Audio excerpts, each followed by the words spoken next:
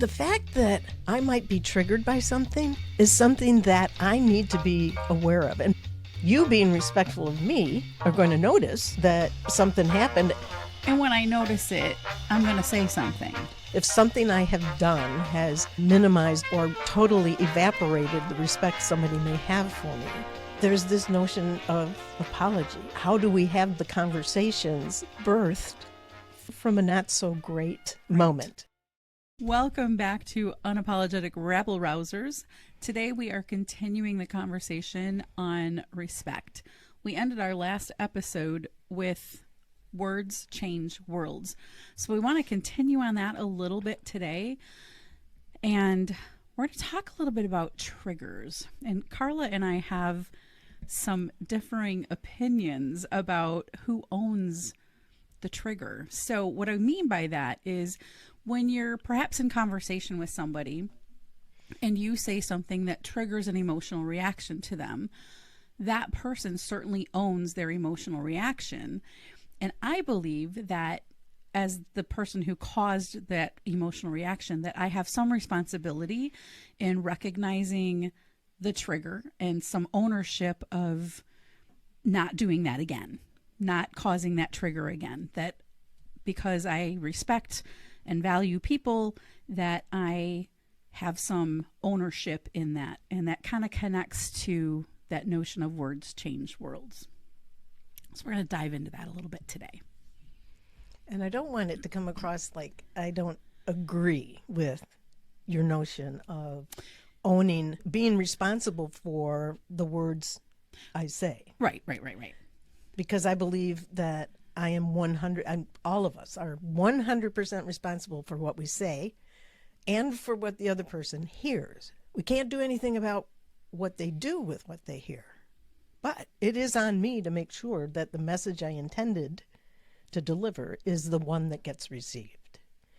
Now, the fact that there may be some triggering language, first off, if, as we do, have a very respectful, respectable kind of relationship, and it matters to me.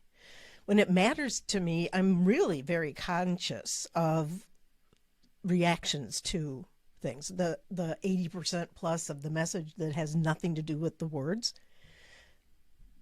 But at the same time, I chew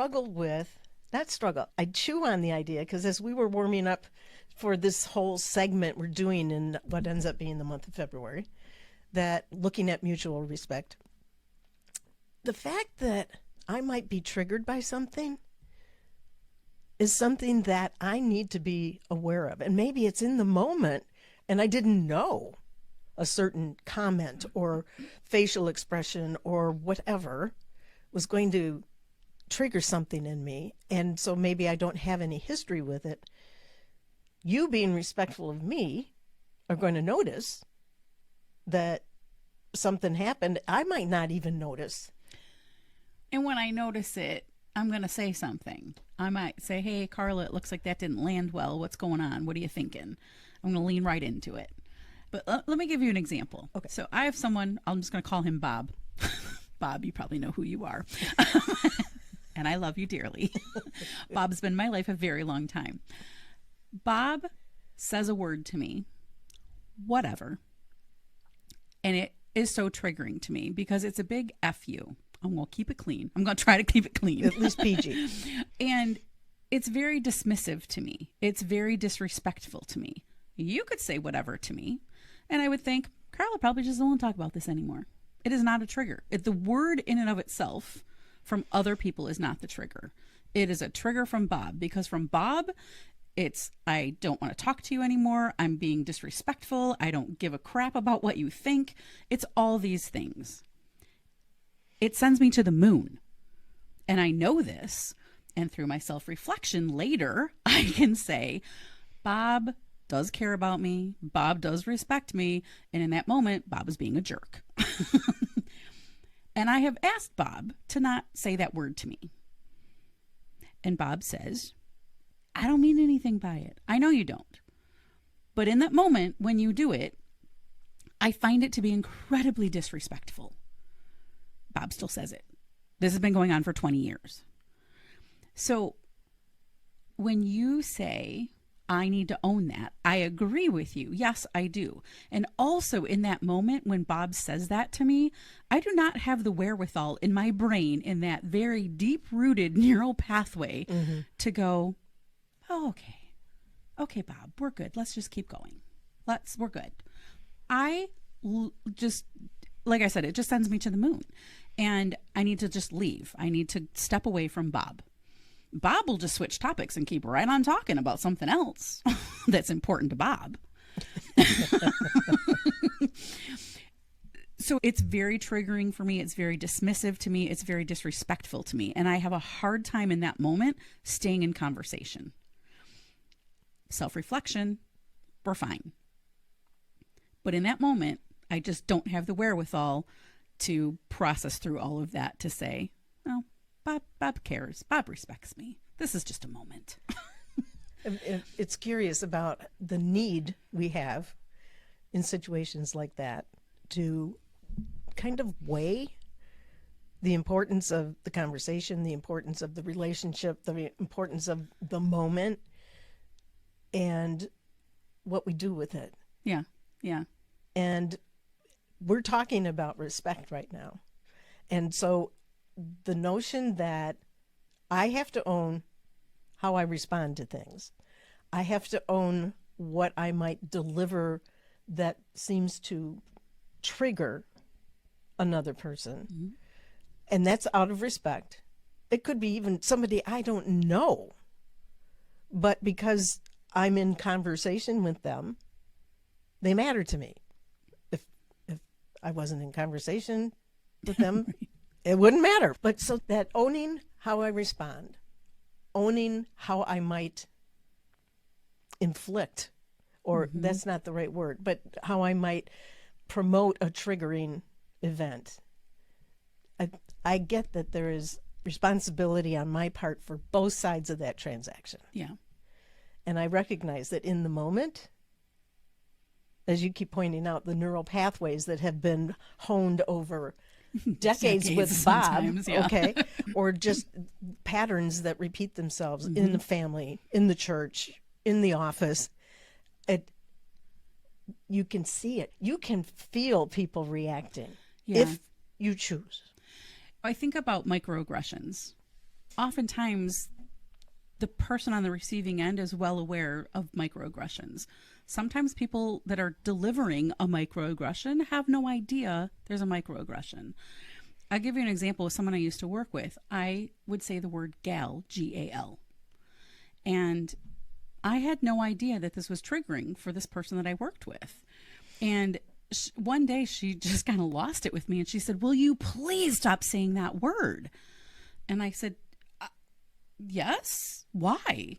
And she said, back in the deep South, white men would say that to black women, and it was very condescending. And it is just such a trigger for me when I hear that word. And I thought, I did not know. I'd never heard that before. I had no idea. I will not say that word anymore.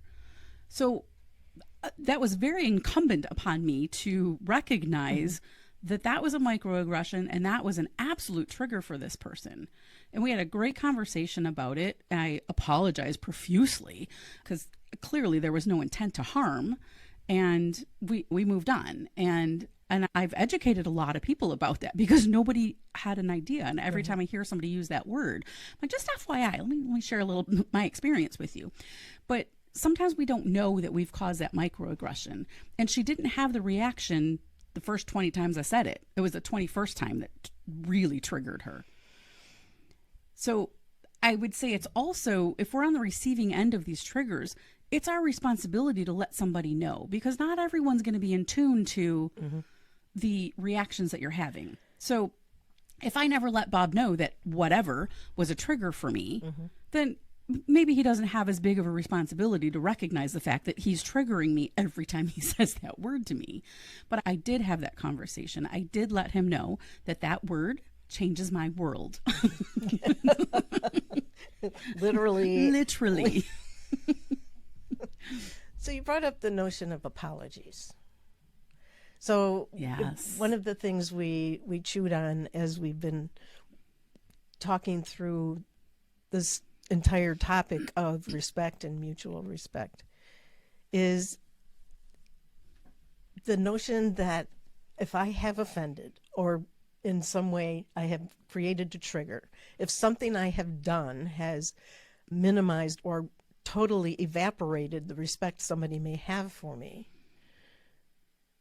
there's this notion of apology. And how do we have the conversations that are birthed from a not so great moment? I've had a lot of conversations with people about apologizing. And it's interesting to me because some leaders think that apologizing shows weakness, which to me, I think apologizing is a huge strength because you're admitting and you're showing some vulnerability that you're not perfect and you are a human being. Sometimes leaders forget that. I years ago was working with a woman who ran a fairly large division of a company. And she had a all-leader meeting. There was about 1,200 people in the room. And she had worked really hard to create a culture on her team of, you can challenge me, you can say the hard things. I wanna know the difficult conversations. And she was on stage in front of 1,200 people, and some poor guy in the middle of the audience raised his hand and asked a really difficult question. I wish I could remember what his question was.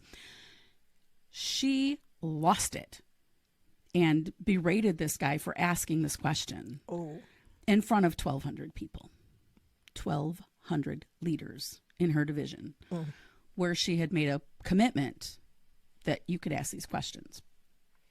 And I was sitting in the back of the room thinking, uh-oh, stop. Can we rewind? So after this meeting, we had a conversation, and she recognized in that moment that she absolutely did the wrong thing. And she said, how can I make this right? And I said, that's a conversation you're going to need to have with him. And I loved his response was, you can make it right with me. You also need to make it right with the 1,200 people in that room and every single person in this company, because I promise you those 1,200 people have told other people, and everyone knows about this by now. And wow, she took that really seriously. So she apologized to him in person, face to face.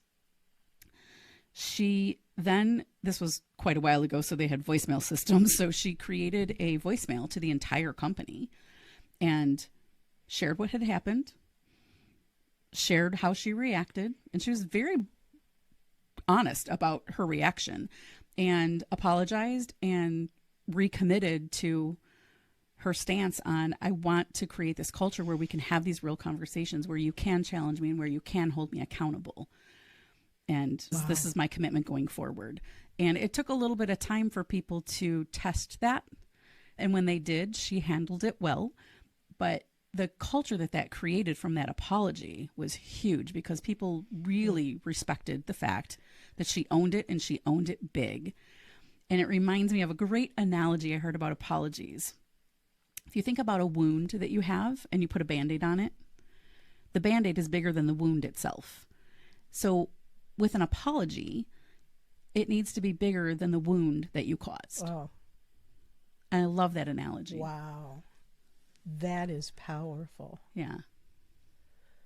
And I think the notion, you brought it up earlier about leaders, some see themselves as demonstrating weakness when they say, oops, I made a boo-boo.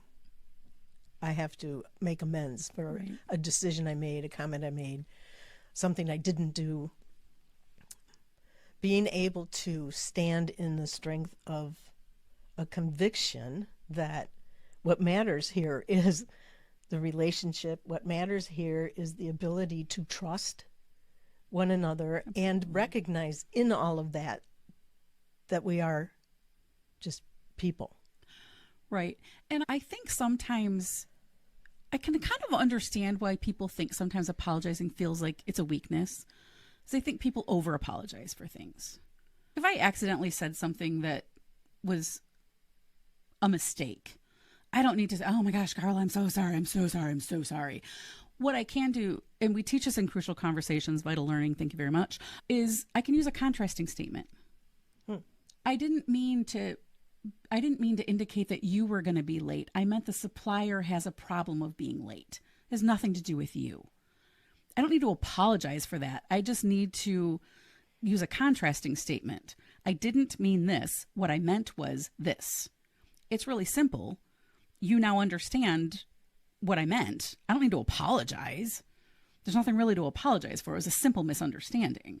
But when I've done something to intentionally or unintentionally, that I've triggered you, I've harmed you, something like that, that warrants an apology, then we need to get good at apologizing and not just this blatant, sorry.